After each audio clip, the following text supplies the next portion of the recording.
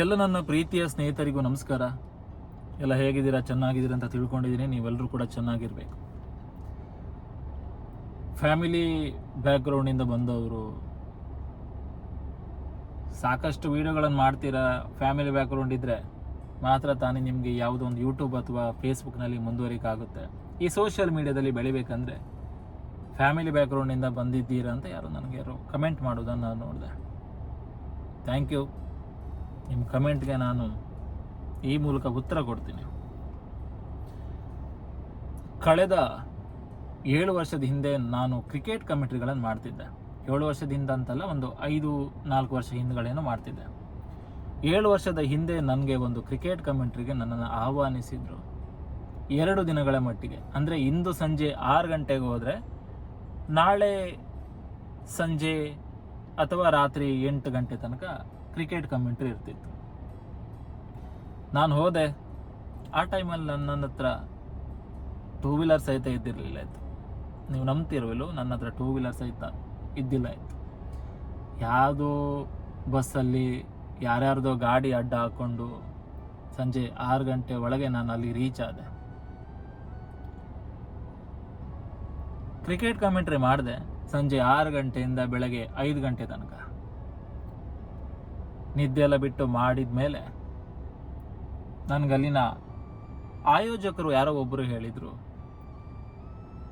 ಸಾಕು ನೀವು ಒಂದಿನ ಸಾಕು, 2ನೇ ದಿನಕ್ಕೆ ಬೇರೆಯವ್ರಿಗೆ ಹೇಳಿದ್ದಾರಂತೆ, ಸಾಕು ಅಂತ ಹೇಳಿದರು.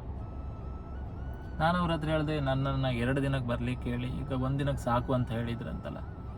ಅದಕ್ಕೆ ಆವಾಗ ಅವ್ರು ಹೇಳಿದರು, ಇನ್ನೊಬ್ರು ಯಾರೋ ಇನ್ನೊಬ್ಬರಿಗೆ ಮೊದಲೇ ಹೇಳಿದ್ರಂತೆ, ಸೊ ಅವರಿಗೆ ಬೇಡ ಅನ್ನೋಕ್ಕಾಗಲ್ಲ, ಹಾಗಾಗಿ ದಯವಿಟ್ಟು ಅಡ್ಜಸ್ಟ್ ಮಾಡಿಕೊಳ್ಳಿ ಅಂತ. ಆಯಿತು ಅಂತ ಸುಮ್ಮನಾದೆ. ನಾನು ಹೇಳಿದೆ, ನನ್ನ ಪೇಮೆಂಟ್ ನನ್ನ ಕೊಡಿ, ನಾನು ಹೋಗ್ತೀನಂತ. ಆವಾಗ ಅವ್ರು ಹೇಳಿದರು, 1,500 ಪೇಮೆಂಟ್ ಮಾತಾಡಿದ್ದು ನಾನು 1 ದಿನಕ್ಕೆ, ಪೇಮೆಂಟನ್ನು ಕೊಡ್ತೀವಿ, ನೀವು ಈಗ ಹೋಗಿ ಅಂತ. ನಾನು ಹೇಳಿದೆ, ಪೇಮೆಂಟ್ ತಗೊಂಡೇ ನಾನು ಹೋಗ್ತೀನಂತ. ಯಾಕಂದರೆ ಕಾರ್ಯಕ್ರಮ ಕ್ರಿಕೆಟ್ ಮ್ಯಾಚ್ ಎಲ್ಲ ಮುಗಿದ ಬಳಿಕ ನಾನು ಅವ್ರನ್ನ ಎಲ್ಲೂ ಹುಡ್ಕೋದು ಪೇಮೆಂಟ್ಗೋಸ್ಕರ. ಸರಿ, ಹಾಗಾದರೆ ಬರ್ತಾರೆ ನಮ್ಮವರೊಬ್ಬರು, ವೆಯ್ಟ್ ಮಾಡಿ ಅಂತ. ಸಂಜೆ ಬೆಳಗ್ಗೆ 5 ಗಂಟೆಯಿಂದ ಬೆಳಗ್ಗೆ 8 ಗಂಟೆ ತನಕ ನನ್ನ ಕಾಯಿಸಿದ್ರು. ನಾನು ಒಬ್ಬನೇ ಕೂತ್ಕೊಂಡಿದ್ದೆ ಅಲ್ಲಿ.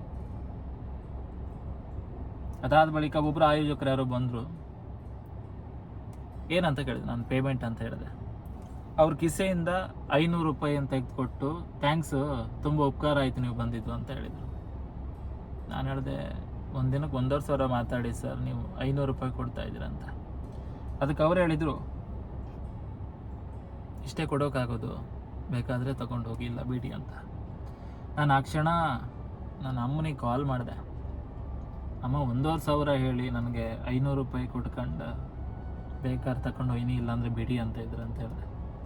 ಅದಕ್ಕೆ ಅಮ್ಮ ಒಂದು ಮಾತು ಹೇಳಿದರು, ಕೊಟ್ಟಷ್ಟು ತಗೊಂಡು ಬಾ ಭಗವಂತ ಇದ್ದ ಉಳದಕ್ಕ ಅಂತ ಅಂದರೆ. ನಾನು ಹೇಳಿದೆ, ತುಂಬ ಖುಷಿ ಆಯಿತು.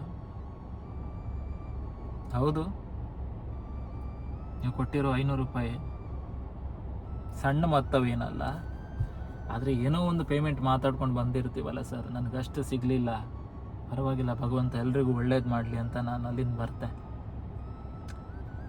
ನೀವು ನಂಬ್ತೀರೋ ಇಲ್ವೋ, ನಿಜ ಹೇಳ್ತಾ ಇದ್ದೀನಿ, ನೀವು ನಂಬ್ತೀರೋ ಇಲ್ವೋ, ಕಳೆದ 3-4 ವರ್ಷದಿಂದ ನನ್ನನ್ನು ಕರಿಬೇಕಂತ ತುಂಬ ಪ್ರಯತ್ನ ಪಡ್ತಿದ್ದಾರೆ. ಆದರೆ ನಾನು ಆ ಕಾರ್ಯಕ್ರಮಕ್ಕೆ ಸಿಗ್ತಿಲ್ಲ. ಯಾಕಂದರೆ ಆ ಕಾರ್ಯಕ್ರಮದ ದಿನ ನನಗೆ ಬೇರೆ ಯಾವುದೋ ಕಾರ್ಯಕ್ರಮಗಳು ಬುಕ್ ಆಗಿರುತ್ತೆ. ಒಂದು ಮಾತು ನೇರವಾಗಿ ಹೇಳ್ತಿದ್ದೆ, ಹೆಸರು ಬಂದ ಮೇಲೆ ಆ ವ್ಯಕ್ತಿಗೆ ಮಣೆ ಹಾಕಬಾರ್ದು. ಯಾವ ವ್ಯಕ್ತಿ ಕಷ್ಟದಲ್ಲಿರ್ತಾನೆ, ಯಾವ ವ್ಯಕ್ತಿ ಜೀವನದಲ್ಲಿ ಬರಬೇಕಂತ ಪ್ರಯತ್ನ ಪಡ್ತಿರ್ತಾನೆ, ಆ ವ್ಯಕ್ತಿಗೆ ಸಪೋರ್ಟ್ ಮಾಡಿ. ಆ ವ್ಯಕ್ತಿ ಜೀವನದ ಕೊನೆ ತನಕ ನಿಮ್ಮನ್ನು ಮರೆಯಲ್ಲ, ನೆನಪಿಸ್ಕೊಳ್ತಿರ್ತಾನಂತ ಹೇಳಬೇಕನ್ನಿಸ್ತು. ಫ್ಯಾಮಿಲಿ ಬ್ಯಾಕ್ಗ್ರೌಂಡಿಂದ ಬಂದವ್ರಿಗೆ, ಹಾಗೆ ಹೀಗೆ ಅಂದವ್ರಿಗೆ ಈ ಮಾತುಗಳು ಒಂದು ಮಾದರಿ ಆಗುತ್ತೆ. ನಿಜ, ಆ ಒಂದು ಘಟನೆಗಳು ನಡೆದ ಬಳಿಕ ನಾನು ರಾಜ್ಯದ ಮೂಲೆ ಮೂಲೆ ಕಾರ್ಯಕ್ರಮಗಳನ್ನು ಕೊಟ್ಟೆ. ನೀವು ನಂಬ್ತಿರೋ ಇಲ್ಲೋ, ಮುಂಬೈ ಕೂಡ 2 ಬಾರಿ ಕ್ರಿಕೆಟ್ ವೀಕ್ಷಕ ವಿವರಣೆಗಾರನಾಗಿ ಹೋದೆ. ಭಾಳಷ್ಟು ಕಡೆ ಕ್ರಿಕೆಟ್ ವೀಕ್ಷಕ ವಿವರಣೆಗಳನ್ನು ಮಾಡಿದೆ. ಬದುಕು ಅನುಭವಗಳ ಸಂತೆ, ಗಂಟೆ ಗಂಟೆಗೊಂದು ಪಾಠ, ನಿಮಿಷ ನಿಮಿಷಕ್ಕೊಂದು ಅನುಭವ. ಏನೂ ಇಲ್ಲದವನಿಗೆ ಭಗವಂತ ಎಲ್ಲ ರೀತಿಯ ಪ್ರೀತಿಗಳನ್ನು ತೋರಿಸ್ತು. ಅದಕ್ಕೆ ಹೇಳೋದು, ಯಾರ ಬಗ್ಗೆನೂ ಕೂಡ ಕೇವಲವಾಗಿ ಮಾತಾಡಬೇಡಿ. ಇವತ್ತಿನ ವೇಸ್ಟ್ ಪೇಪರ್ ನಾಳೆ ಗಾಳಿಪಟವಾಗಿ ಮುಂದೆ ಹಾರಾಡ್ಬೋದು. ಅದನ್ನು ತಲೆ ಎತ್ತಿ ನೋಡುವಂಥ ಸಂದರ್ಭ, ಅದನ್ನು ತಲೆ ಎತ್ತಿ ನೋಡುವಂಥ ಪರಿಸ್ಥಿತಿ ನಾಳೆ ಎಲ್ರಿಗೂ ಕೂಡ ಬರ್ಬೋದು. ಹೇಳಬೇಕನ್ನಿಸ್ತು, ಹೇಳಿದೆ ಅಂತ ಹೇಳ್ತಾ ಅದೇ ಇವಾಗ ನಾನು ಅವ್ರ ಕಾರ್ಯಕ್ರಮಕ್ಕೆ ಸಿಗ್ತಾ ಇಲ್ಲ, ಯಾಕಂದರೆ ಬೇರೆ ಒಂದಿಷ್ಟು ಕಾರ್ಯಕ್ರಮಗಳು ಆ ದಿನವೇ ನನಗೆ ಆಗ್ತಿರೋದ್ರಿಂದ ಯಾರ ಮೇಲೂ ನನಗೆ ಬೇಸರ ಇಲ್ಲ.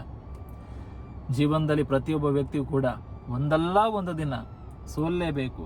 ಸೋತ್ ಮೇಲೆ ಗೆಲ್ತಾರಲ್ಲ, ಆ ಗೆಲುವು ಈ ಜಗತ್ತೇ ಸಂಭ್ರಮಿಸುವಂತಿರಬೇಕು. ಸತತವಾಗಿ ನಾವು ಗೆಲ್ತಾ ಹೋದರೆ ಅದರಲ್ಲಿ ಏನೂ ಖುಷಿ ಸಿಗಲ್ಲ. ಸೋಲ್ಬೇಕು, ಗೆಲ್ಲಬೇಕು, ಸೋಲ್ಬೇಕು, ಗೆಲ್ಲಬೇಕು. ಆಗ ಮಾತ್ರ ಜೀವನದಲ್ಲಿ ನಾವು ನಮ್ಮದೇ ಆದ ಒಂದು ಬ್ರ್ಯಾಂಡನ್ನು ಸ್ಥಾಪಿಸೋಕೆ ಸಾಧ್ಯ. ಭಗವಂತ ಎಲ್ರಿಗೂ ಒಳ್ಳೇದು ಮಾಡಲಿ. ಖುಷಿ ಖುಷಿಯಾಗಿರಿ, ನಗ್ತಾ ಇರಿ. ಈಗಲೂ ಹೇಳ್ತಾ ಇದ್ದೀನಿ, ತಂದೆ ತಾಯಿ ದುಡ್ಡಲ್ಲಿ ಬಂದವನಲ್ಲ ನಾನು. ತಂದೆ ತಾಯಿ ನಮ್ಮನೇನು ಅಗರ್ಭ ಶ್ರೀಮಂತರಲ್ಲ ಸ್ವಾಮಿ, ಕಷ್ಟಪಟ್ಟು ಬಂದಿದ್ದೇವೆ. ಆ್ಯಂಡ್ ಅದನ್ನೆಲ್ಲ ಹೇಳ್ಕೋಬೇಕು ಅಂತಿಲ್ಲ, ಹೇಳುವಂಥ ಅವಶ್ಯಕತೆಯೂ ನನಗಿಲ್ಲ. ಯಾಕಂದರೆ ನನ್ನನ್ನು ಪ್ರೀತಿಸೋರಿಗೆ ಗೊತ್ತು ನಾನೇನಂತ. ಸ್ಫೂರ್ತಿದಾಯಕ ಮಾತುಗಳ ಮೂಲಕ ಒಂದಷ್ಟು ಹೃದಯಗಳಿಗೆ ತಲುಪೋದಿದೆಯಲ್ಲ, ಅಷ್ಟು ಸಾಕು. ನಿಮ್ಮೆಲ್ಲರ ಪ್ರೀತಿ ವಿಶ್ವಾಸಕ್ಕೆ ನಾನು ಯಾವಾಗಲೂ ಚಿರಋಣಿ. ಮತ್ತೆ ಸಿಗ್ತೇನೆ. ಎಲ್ರಿಗೂ ಒಳ್ಳೆಯದಾಗಲಿ. ಧನ್ಯವಾದಗಳು. ಇಷ್ಟ ಹೇಳೋದು ನಾನು, ಗೆದ್ದಾಗ ವ್ಯಕ್ತಿಗೆ ಚಪ್ಪಾಳೆ ಹೇಗೆ ಹೊಡಿತೀರೋ ಹಾಗೆ ಬಿದ್ದಾಗ ಆ ವ್ಯಕ್ತಿಗೆ ಕೈ ಕೊಟ್ಟು ಮೇಲೆತ್ತಿ. ಒಳ್ಳೆಯದಾಗಲಿ. ಧನ್ಯವಾದಗಳು.